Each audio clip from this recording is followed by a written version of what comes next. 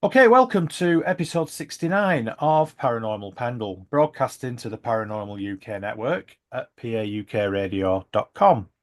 So, before I introduce this episode's guest, just a couple of things. There may be a bit of dog barking going on in the background. Those of you who know me know that I've got four very excitable cocker spaniels. It is quite early in the morning. I normally do the podcast in the evening when they're all settled down, but they've not been out for the walk yet, so they may well be quite excitable.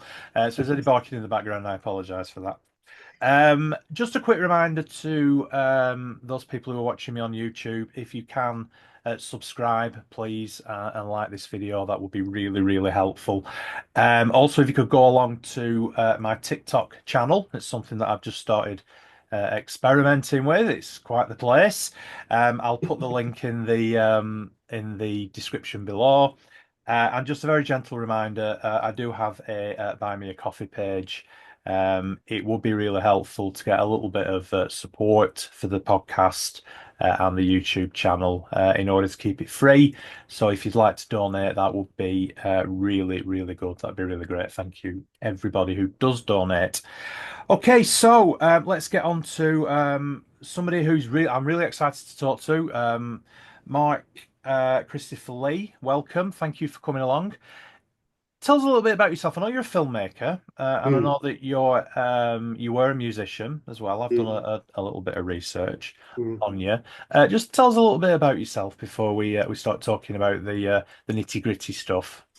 Yeah, I mean, yeah, like you say, I've been a musician most of my life. That's been my passion, my kind of day job for a long time in a indie band called the Pocket Gods. Yeah. Uh, was stuff still out there. We're still going. 27 years later, 76 albums and about 6,000 songs. Oh. And our claim to fame, I guess, is our campaign for fair royalties Mm. for music streaming. And we did an album with 1,000 songs, each one 30 seconds long. Oh. Because you get paid for royalty after 30 seconds. There's not very much, so why write longer songs? That was the theory behind it, the madness. So we Right. had the official Guinness World Record for most songs on an album, which is 1,000, which no one will ever break, because why would you? It's just crazy. So, but then I started making films to tell a story of the band, really. And I thought I really enjoyed this. And apart from music, my other passion is UFOs, the paranormal. So I started doing that. And then we did a TV show called Nub TV. It's now called Close Encounters TV. It went out on Sky. It's out on Tubi in America. And basically, we interviewed basically our favorite people. Like we did interviewed Yvette Fielding, talked about music mostly. Right. So we get these paranormal people on or UFO people and talk about music with a little bit of what they do. Yeah. So that's a theory behind it. That went quite well. And then started making films, which I've really enjoyed because you can really get into the subjects doing an hour and a half film as opposed to a 20-minute TV episode. Yeah. So yeah, that's what I'm doing now. But thank you for having me on, Greg. Oh, thank you. Thank you for coming along. Let's talk about Rendlesham. Mm, It's something that I've spoken to other people about in the past. I've also been down there myself, had a look around. mm, Very mm, strange place. mm. Does have a very strange vibe. Definitely picked up, something very odd about the place. You've is the film out now? It's Um, it's not, no, it's called the Rendlesham UFO, the British Roswell. It had its premiere at Raindance Film Festival in London about a month ago. Went really well. Good. So it'll be coming out on streaming services soon. Okay. What's it about then? What's the Wait, okay. research? Uh, well, Rendlesham people know is the British Roswell. Something happened in 1980. However, we took a different approach. Everyone knows the story about Colonel Holt, the US soldiers. That's a little bit in there as background. But what I was interested in is people who've been back to Forest since 1980 or even before and had weird experiences. Most of them paranormal in nature, I would say. So that's what the film was about. So we interviewed various people who've been back since 1980 and claim to have, through meditation, C5 manifested orbs, the UFOs, seen cryptids, had, what our ports are falling out of the sky. And this really unusual phenomena. So there seems to be something, an energy, like you said, about the place because it has a weirdness. Okay. Uh, so and we went there ourselves to film and do our own investigation, and we just got completely freaked out. Which you'll see in the film, and it's all as it was, warts and all. But Yeah. we attempted a CE5 manifestation through the process of consciousness, meditating. You're supposed to be able to invite in this intelligence, whatever it may be. Mm. And we did. We got something. It wasn't a UFO, but it was weird. It was weird sounds, I would say, that can't be explained. And it's all on the film. We can't explain them. And then we heard a werewolf or something that sounded like on the way back to the car. It was crazy. But yeah, that's what the film's about. There is an area, isn't there, as you walk around, which where there's it's almost like the whole area's been flattened. Mm, There's just an area where all the trees have been cleared, but yeah. it's quite sort of Mm, uh, precise, isn't it, in the way that it's been mm, done? And then yeah. there's just like a very old fossilized tree sort Yeah. of stuck up in the middle of it. Um, Yeah. that to Absolutely. me was actually the really strangest part It is. of the whole area, even though the whole area itself obviously is really weird. What what's your theory then behind what actually happened with the so-called UFOs? Yeah. I mean, you make a film, you do the investigations, and then you find out once it's finished, a load more stuff. So my theories have changed somewhat. I think something definitely happened, and it wasn't the lighthouse, which or various meteorological phenomena. It wasn't. These were trained military observers, soldiers. They saw lights in the forest. Uh, so it's working out what those lights were. It is a really, really strange case, and I don't claim to have the definitive answer, and I don't think anyone should claim that. I'm leaning more towards there's a chap called Professor Simon Holland. He was a filmmaker for NASA and BBC Omnibus, I think it was. Comes from quite a credible background, and he's done a lot of research into this, and I've interviewed him numerous times. And you have to realize Rendlesham Forest, where it was in the middle of the Cold War, 1980, and then it was surrounded by these experimental government research stations. You had Martlesham Heath, and you had Orford Ness testing radar, testing weird technology. Yeah, yeah, And yeah. he's pretty convinced that they were testing something out that weekend of 1980, uh, which they were aiming to sell to the Americans, but it went wrong. It wasn't supposed to have the effects that it did, especially on the US soldiers. So that's weird enough. But then Professor Simon Holland goes one step further because there's still weird stuff happening now. He claims that maybe a portal was opened Right. by this experimentation, Mm. which sounds out there, but it's not that out there, I don't think, because you know the CERN Hadron Colliders proving that there are other dimensions Yeah, out there, and there's no absolutely. reason why things can't be coming in and out of those dimensions. So possibly, I'm looking at Rendlesham now as a portal, possibly a man-made portal, but I don't know. I mean, that's where I'm aiming towards at the moment. Do you have any idea at all what sort of effects then were happening to the US soldiers that were there at the time? What sort of things happened afterwards? Yeah, I mean, it's you have to realize that both Jim Penniston and John Burroughs, the two main witnesses who allegedly saw and Jim Penniston interacted with this triangular shaped craft. Mm. He claimed to have touched it and had a binary download, which he later transcribed and got translated as a message. But they've suffered from ill health and have been medically retired from the army and been given huge payouts. The Yeah. US military wouldn't do that unless there's something happened. And the other thing that's intriguing, we have to go back to one of the first investigators, author Georgina Bruni.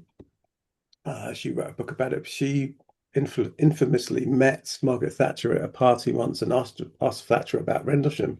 Mm.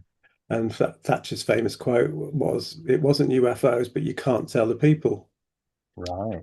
which kind of hints at that it's something so top secret that it's basically been covered up, and it has been covered up. I mean, we found evidence in the film. Someone was basically chatting to the MOD just after it happened. Yeah, UFO, yeah, that all happened, and we're just talking about it now, and then was shut down basically, and we're not allowed to talk about it anymore.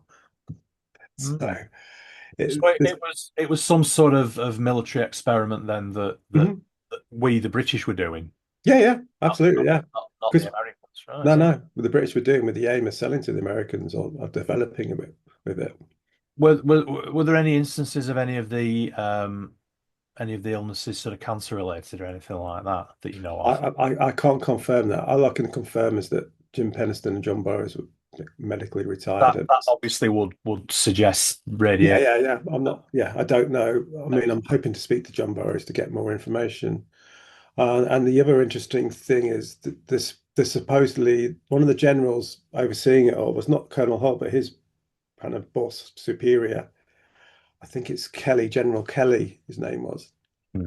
He's apparently given a deathbed confession to his children about what actually happened. We're trying to get that, but the trouble is his children want money for it. So it's like, Well, so yeah, then that kind of discredits it a little bit. But I suppose it does. Yeah, I mean, I've heard mm, the SAS were mm, involved as well. yeah, I mean, it's a little plug. I've written a book really about it's a really good kind of introduction to the subject, but it goes into all the different theories, including the SAS one, which it was a prank. Mm, And the other one was that the SAS or the British military were testing out LSD in the air in the atmosphere, and that's why the soldiers were hallucinating, basically tripping. And right. I quite like that, but Yeah, I maybe mean, there's still some stuff lingering now. I don't know. well, who knows? There may be. Uh, Yeah. that's interesting then, isn't it? Because that Mm, would, I mean, that all ties in with the research facilities and everything that were going on in that area at the mm, time. I mean, you mm, mentioned Orford. I mean, there was a there's still again, it's still a very atmospheric, very strange mm, place, isn't it? And mm, it was obviously during the Cold War. It was an early warning system against Russian attacks, and mm, there was various other things going on there. There was a lot of research, wasn't there, which was highly classified. absolutely, yeah. And it is entirely possible that the British military then were obviously involved in this in some big way. But I certainly like the SAS theory because I heard that they got so fed up with the Americans they thought, right, we'll teach you a lesson, and That's a very British thing to do, isn't it, really? But yeah, yeah. and we'll show you the real art of subversive warfare as it was. Yeah. So that's really interesting. So when's the film out for general release then? And Probably in the next month or so. It'll be on Apple TV, Amazon Prime, oh, to excellent. begin with, and then other channels.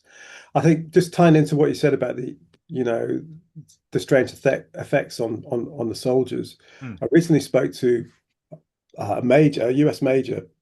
She was stationed at Rendlesham before it all kicked off. She was transferred out at the beginning of December, Hmm. but she claims to have had paranormal experiences at Rendlesham Right. in the year leading up to December 1980, and she claims to have seen a grey alien, a praying mantis alien, and had some paranormal experiences there.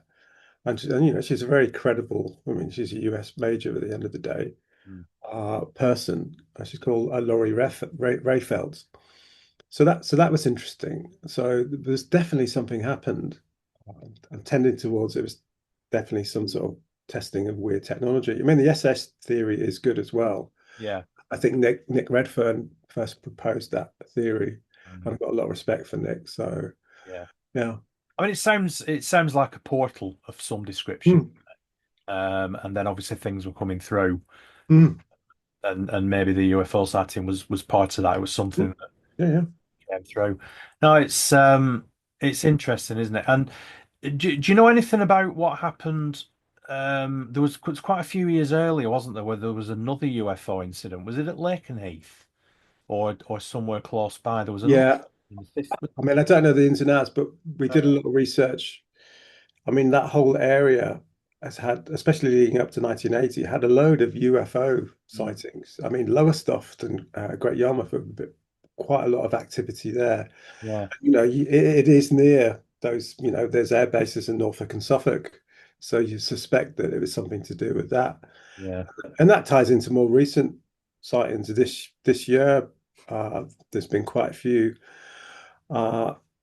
and there's been a lot of drone activity over at RAF Lake and Heath. Mm. And I've been sent so many videos of people seeing these really, really unusual drones doing weird maneuvers. I know the drones can do that, but it's almost like they're kind of blipping in and out. And I put a freedom of information request in about these, but obviously I've been knocked back on national security grounds. Yeah. So the whole area is abuzz with, and always has been, UFO activity. Yeah. Yeah, I've got a friend who lives down there now, and I go down and visit often. Mm, And it's an area that myself and my wife have talked about retiring to. mm, When we get to that ripe old age, it's um, it's mm. certainly it's a lot flatter than Lancashire. Let's put it that way. But no, it is. It's Yeah. Suffolk and Norfolk are beautiful counties, but there is definitely something on that Suffolk coast area that's really weird. Good luck with the film then, Thank you. and I Thanks, will Eric. look Yeah, forward. Yeah, I'll look forward to watching it. Can we just change tack a little bit because sure, I know there's some other research you've done as well, which I'm really interested in. It's about the royal family sure. and the UFO secrets of the royal family. Can you elaborate anything on that? Yeah, okay. Well, it's when I was basically researching UFOs to make films. I wasn't really sure what I was doing, but I met this interesting chap called John Hanson, and he's a retired CID police officer, no nonsense Brummie. And he invited me up to see his UFO archive in Stratford upon Avon. So I went up there and was just blown away, not only by the sheer volume of sightings and evidence of UFOs from the 1920s to present day, but he was showing me all these letters he had from Prince Philip and the Queen about his books. And it was like, okay, I didn't know about this. And he said, yeah, they had their own UFO library. And he showed me the letter which said, well, thank you for the book. We really enjoyed it. We've added it to our collection. So they were really into UFOs and crop circles, Right. and that just gave me the idea. I did a bit more research into doing a film called The King of UFOs, which is out on Amazon Prime, and it's basically looking into the history behind the royal family and their interests in UFOs and the paranormal. And there was quite a lot of stuff. I mean, Prince. It all came, I guess, a lot of it from Lord Mountbatten. Mm. He was the kind of the first one, and he well, it was allegedly a UFO landed at his Broadlands estate in Hampshire, and his labourer Fred Briggs witnessed this UFO land. An alien got out and it knocked him off his bike. He was so shocked. So Fred Briggs did a drawing of this, did a statement, and Lord Louis Mountbatten, he didn't witness it himself, but he vouched, did an affidavit testing to Briggs's honesty. Uh, and that came out fairly recently in the Mountbatten estate files. But Mountbatten, because he was a naval captain, he had a lot of sightings whilst at sea, documented those in his diary. But he passed on this passion, I guess, to Prince Philip, who kind of took under his wing a little bit. Yeah. Philip, he was massively into all sorts of weird stuff, but he had to do it quite covertly because he's always putting his foot in it, and he had to be careful of you know all these He all these guys. didn't really have a filter, did he, Prince No, Philip? no, he didn't know. He wouldn't survive nowadays, would he, at all? But yeah. So what sort of stuff was he into then, Prince Philip? Well, we found he definitely subscribed to Flying Saucer Review magazine, Right. and he did a lot of it through his equerry, his private kind of secretary, Sir Peter Horsley, and a lot of it Sir Peter Horsley documented in his autobiography about what he did. Sir Peter Horsley allegedly met an alien called Janus in a flat in, I think it was in Kensington, and this alien wanted to meet Prince Philip. So they were trying to organize this meeting. Fortunately, Prince Philip didn't, because Janus was probably a Russian spy. Yeah. But we still don't know definitely, because Sir Peter Horsley said that all this being could communicate telepathically, Mhm. wanted to speak to Prince Philip because he was concerned about the environment and world population and all that. So it's an interesting thing, but Do yeah. you think that's where Prince Charles, King Charles, gets love of the environment from then? Do you think he got that from his father who? Yeah, well, almost definitely. Yeah. But I think King Charles also got it from there's an Afrikaans environmentalist called Lawrence van der Post. Right. And he was should check him out. He's quite an influential character, and King Charles got a lot of his ideas from him. And Lawrence van der Post was quite interesting. He was ahead of his time. He kind of believed in world consciousness, that we're all connected some way, and we can all tap into the ether. And he was transmitting these ideas to our king. So and but I also came across quite a lot of interest from the Queen and Prince Philip in crop circles. Uh, and there's a story, it's in the film actually, that there's a crop circle researcher called Colin Andrews told me this. He was with a Japanese film crew in Wiltshire. Basically, what they were watching a crop circle being formed. Oh, And you see all these orbs flying over. It's an amazing video. And the Queen got word of this, and she sent her scientific advisor down. So this Rolls Royce turns up. Colin half expected the Queen to get out. It wasn't the Queen, but it was her scientific advisor. And they were that into it. And I've also seen a note that Colin's given me that Prince Philip wrote to his son, Prince Charles at the time, so talking about crop circles and giving him this book, saying you might like this book. I do believe there's something in about crop circles, and I think it's down to an invisible force, much like the Uri Geller phenomena that we've talked about. yeah, It's yeah. like, whoa, that's like proof that they are, got this knowledge of this paranormal stuff, I guess. Wow. So Mhm. so they actually saw crop circle being Mhm. Yeah, yeah, yeah. and And the they Japanese film crew filmed it. I've wow, got the video. There's a private link on YouTube.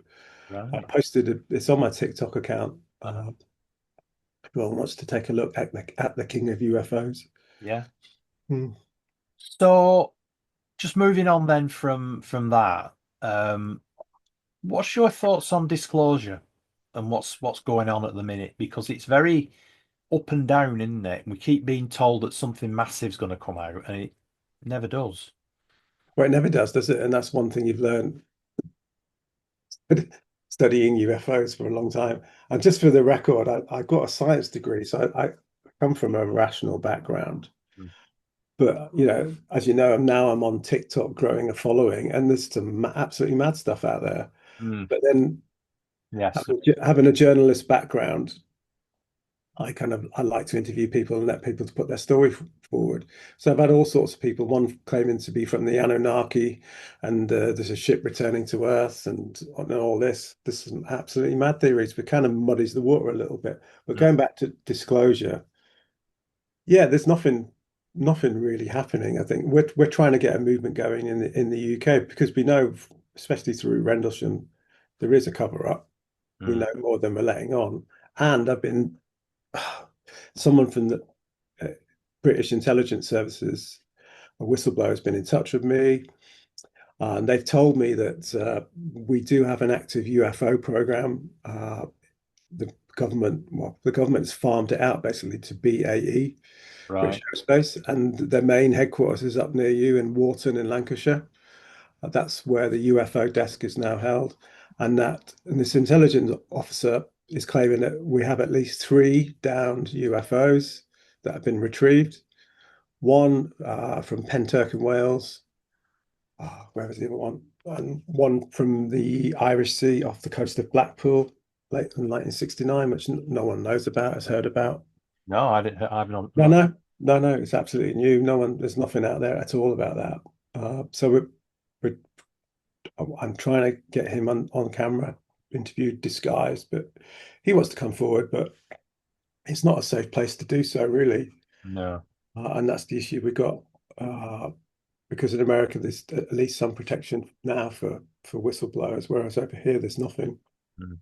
But I'm supposed to have a meeting with someone from the House of Lords to discuss tentatively these issues and how we get hearings like they've had in America.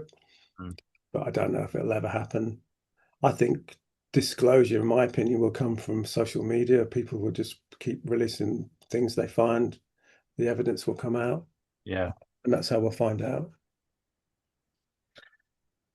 Yeah, I mean, you certainly don't want to be followed by black Range Rovers, do you, when you go into to do your shopping at Tesco or Asda or whatever. You've got to be very careful, haven't you, if you've been involved in this sort of stuff, uh, Yeah, what you actually do say, even when you leave the service, I suppose, because yeah. I mean, you'd still be bound by the official secret site, wouldn't you? So, well, that's the issue you've got. Well, have you heard you heard about the Calvin photograph, the diamond shaped? Well, no. basically, there was this diamond. It's a famous UFO photograph called the Calvin UFO. It's up in Scotland, and it's this diamond shaped craft that these two people photographed, and it went to the MOD and basically got buried. And it's recently resurfaced, and it's the best picture ever of a UFO. And it was deliberately suppressed. But these two guys, James Fox had just made a film about it called The Program, were visited by men in black at a hotel in Scotland because they were just working there behind the bar and stuff. And they were young guys, and they were warned off basically. Uh, they were scared to death, so their colleagues tell them, and now they've disappeared. No one's seen them since. This is real. This has all happened. So You know, the two guys that took the yeah, photograph they've, are they've disappeared. gone. Never been seen of again. I'm not saying they've been killed or anything, but No, they've gone. they've maybe just decided to disappear Yeah, themselves. yeah, because it's yeah, absolutely, yeah. So it's People. absolutely mad. That's a bit scary, though, isn't it? It is a bit, and this intelligence officer say BAE are kind of have got links with Raytheon in America, and they won't take to you, you know, picking around stuff. You've got to be careful. Do you ever Uh, get worried yourself then? Because obviously you sort of, you're talking to people who've got, sorry, there's a fly buzzing around me. Um, you're talking to people who have obviously got some quite high level information that yeah, they'll. yeah, Do you ever get worried for your own safety, as it were? yeah. A little bit. I mean, I guess yeah, I do. I do a little bit, yeah. But you got to balance it up, haven't you? And also I wouldn't do anything that was going to jeopardize national security. Mm.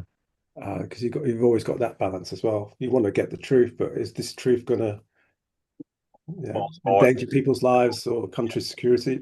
yeah, That's, you know, yeah, and of course, if that happens, then you're getting yourself into a whole new world of yeah, problems, aren't you, yeah, with yeah, yeah.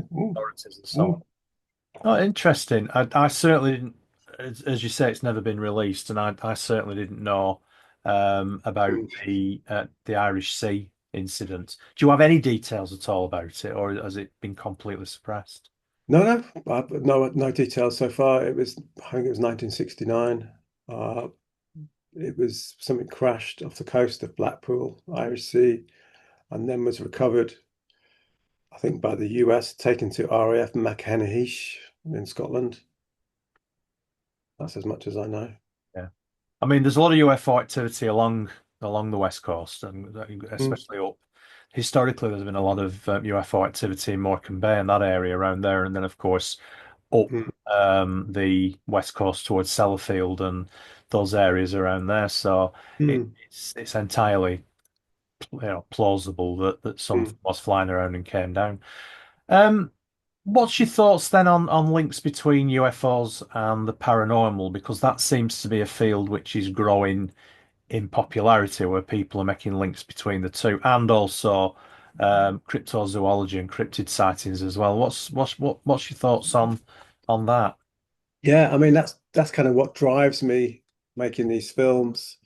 I did a film called The Paranormal UFO Connection, which was looking at these links basically. And I've got a lot of information from John Hanson, the retired CID police officer, just from going through his records and looking at UFO sightings. But then people who had the sightings would go back home and then have poltergeist phenomena happen, for instance. So it's like they're taking some of the energy back Yeah, from experience into the home. And that's got me thinking that, people who have alien encounters, for instance, is very much like, paranormal events, incubus, succubus, all this stuff plays into it. And they're so similar. mm, It's just different interpretations of the same phenomena, the same energy. And I guess I go back to the writings of there's a UFO researcher in the 50s called John Keel and his ultra terrestrial theory, because he was investigating UFO sightings, and I guess he's famous for the Mothman Point Pleasant sightings in America, and he went and saw UFOs, or what would be deemed as UFOs, but then he would get phone calls on his phone, and weird electronic static noises, and then a being called Indra Cult talked to him and gave him messages, and it was all very, very bizarre.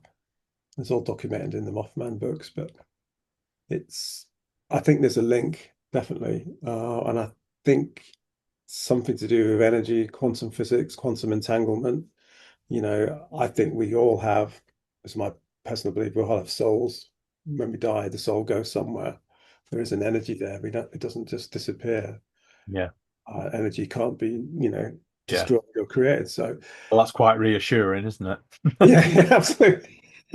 So, It is, it is, I think, something that, especially as we get on in life, we all think a bit more about it, don't we? yeah, I mean, we've all, as humans, we always want to believe that uh, that there's something after, and that's why religion, I guess, was formed, and then UFOs is a bit of a new religion now in itself. Uh, There was there was an article I saw in the news about sorry, I've got this really annoying fly buzzing around. Um there was an article that I saw about an object that had been picked up by astronomers, hmm. was heading towards us Oh at yeah.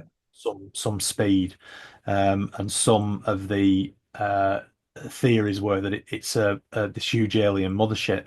Now, Mhm. now you mentioned before about someone who contacted you about the Mhm. Anunnaki. Mhm. Do you think that there's any correlation?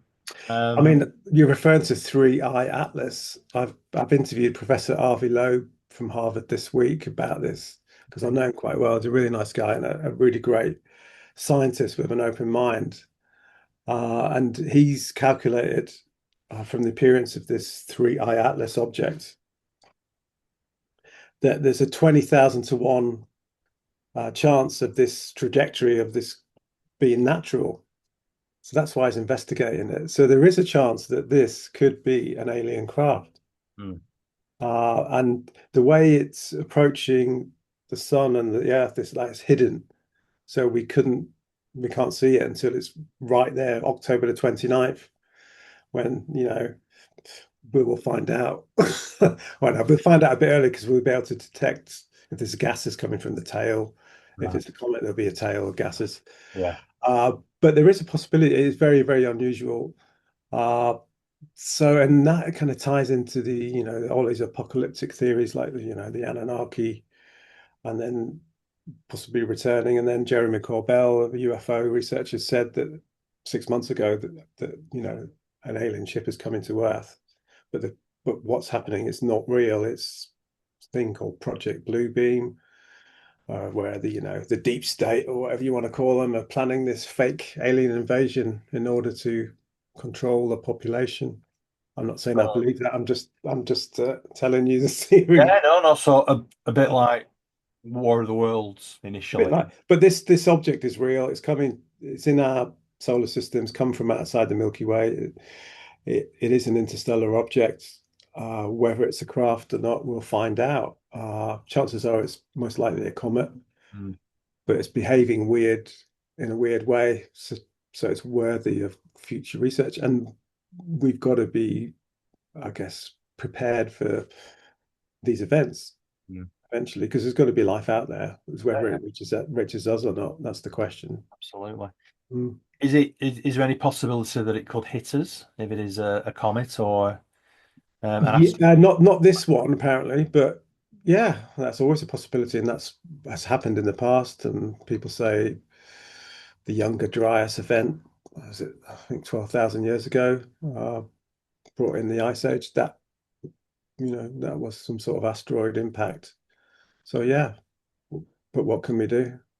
So just very briefly then, who who were the Anunnaki? What were they to us humans? That's a good question. Yeah, I mean, it goes back to ancient Sumeria, cradle of civilization. Uh, there's a lot of archaeological evidence there in terms of monuments, statues, and cuneiform tablets, which have been translated by various people. And these translations talk of this race of beings called the Anunnaki. Their planet was basically destroyed, and they were coming to Earth. Uh, Planet X or something, I think it was called, and they were coming to Earth. They were more advanced than us. Uh, the original humans here were kind of not very advanced, so they created us, manipulated our DNA, turned us into basically slave labor to mine gold for their atmosphere on their planet or something like that. Mm. It's all a bit out there. Uh, so there's a lot of mythology around that, and now people are in the UFO community fringes are putting two and two together and getting 10. Getting excited. Were they responsible for things like the pyramids, or um, are they were they around earlier than that? Were they maybe responsible for things like Stonehenge or Göbekli Tepe? I can never say that word. Yeah, I mean, you make an interesting point because there's definitely a missing part of our civilization and who created, Göbekli Tepe in Turkey, what's now Turkey, is definitely one of the world's oldest structures. And there was, we were allegedly just hunter-gatherers at the time. So we wouldn't have been able to create something so technologically advanced in terms of where it looks at the stars and its orientation and how it's built over thousands of years. It was added to. And that wasn't, hunter-gatherers doing that, and people talk about the lost civilization of Atlantis. I'm sure there's something there in that. Yeah, And Graham Hancock is, doing a lot of research into this, and it's well worth checking out. But yeah, there's a lost part of our history, definitely. And I'm sure the pyramids weren't built by the Egyptians as well. They may have been used by them and adapted. I'm pretty sure they were there a long time before. yeah. I That's mean, my I'm always fascinated by places like Stonehenge, for instance. mm. You look at the size of those stones Yeah. and where they came from, because Mm. they came from hundreds of miles away, didn't they? Mm. Is it Wales where a lot of the big stones were brought from? Mm. I mean, we'd struggle today with our transport methods, wouldn't we, to move Yeah. We struggle to make it. We would. that size? Any of these ancient structures we wouldn't be able to do now very easily. So it shows you, but also whether you think they've had intervention or more technology than we think they had, whatever, it took a long time and a lot of organization. And why would they go to such efforts to build these things over hundreds, thousands of years, some of them, Mm, talking about entire communities dedicating generations of life to build these things. Why? mm. That's the big question, really. Mm. Well, we've certainly gone over a lot of ground.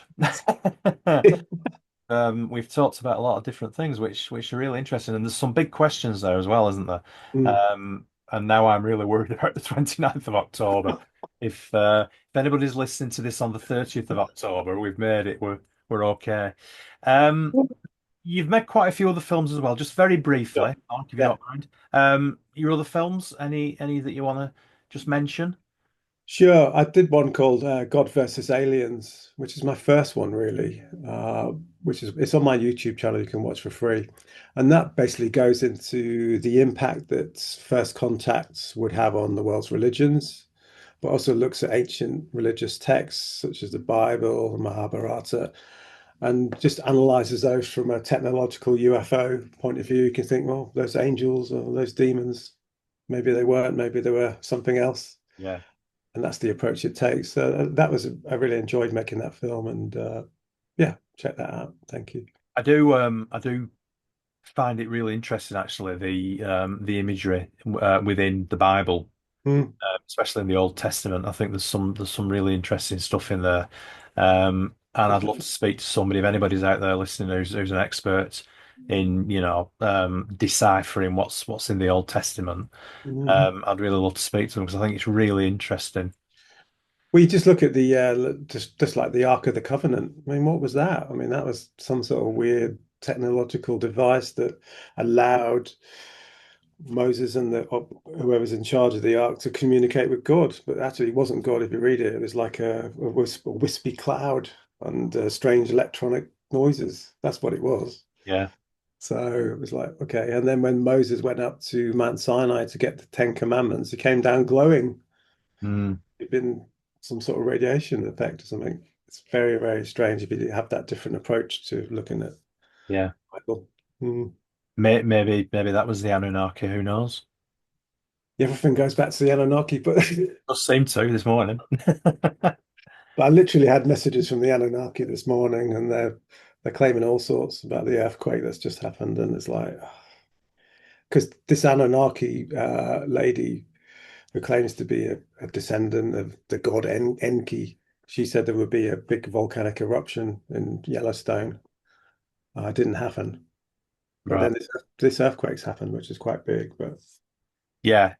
Just to clarify, there's been an earthquake off the coast of Russia, hasn't there? Was it over the last 24 hours? I just saw it on the yeah, sorry, morning. I don't want to date your podcast. I didn't realize I was Oh doing. no, it's fine. So yeah, Mm, 30th of July, isn't it today? So it's only just happened. So I know yeah. there's quite a lot of concern about tsunamis and various other fallouts from that. And so did she predict that earthquake then, or She said there would be massive tectonic activity, and that's basically would herald at the ice age. People need to prep for the ice age, which is coming, right? and that this craft that we've just been talking about is basically it's an Anunnaki craft, which is going to take some of us humans. I don't know how they choose. I'm Podcast doing host. interviews. I'm They need podcast hosts. yeah, so yeah, we're giving them platforms. So Filmmakers. yeah, we think I'm, but would you want to go to? I don't know. I don't know if I would really, but uh, so yeah, apparently so. Okay, so has she made any other predictions then apart Well, from yeah, I mean, it's you could find all this stuff out yourself, like the magnetic pole north is shifting, which is a real possibility. It's happened before, when that would create climate change, it would create massive upheaval. The trouble is, when we start thinking like this, we get in the culture of fear, and vibration goes lower and lower, and it's easy to get drawn into fear, which is never a good emotion, in my opinion. no? So let's finish then on something uplifting. Good luck with the film when it comes Yeah, out. no, no, thanks. Yeah. And I will definitely seek out to watch it because, as I Mhm. said right at the beginning, Rendlesham's something that I'm really interested in. Mhm. Um, the whole area certainly left an Mhm. impression on me. Have you got any plans going forward? Any upcoming projects that you can talk about? Sure, yeah, we're doing it's a new TV show called Close Encounters TV. I can't believe no one's used that name before, but there we go. I was like, yes, it's available. So it's me and my best bud, and we're in the garage talking about UFOs, paranormal, cryptids. It's like Wayne's World meets the X-Files. Excellent, We've got various guests on, so that's coming out soon on Amazon and Tubi and all those places. brilliant. So Mm. where can people get in contact with you, Mark? Okay, I mean, most people follow me now on TikTok. I'm the king of UFOs, and Instagram the same. I'm also on X, just about. So just look me up and yeah, send me messages. If you got any weird stuff, send it to me. I'll take a look. Great stuff. Well, it's been an absolute pleasure talking to you. Really enjoyed it. As I said, we've Great, covered man. covered a lot of ground there in a fairly short space of time. So I Yeah, think it'd be great to have you back on again at some point, yeah, definitely. and we can delve deeper into some of the things we've talked about. As I say, it's been a pleasure talking to you. Thank you for coming on, Thanks for having and me. once again, good luck with all your projects going forward. Thanks. Take care. Thank you, and you.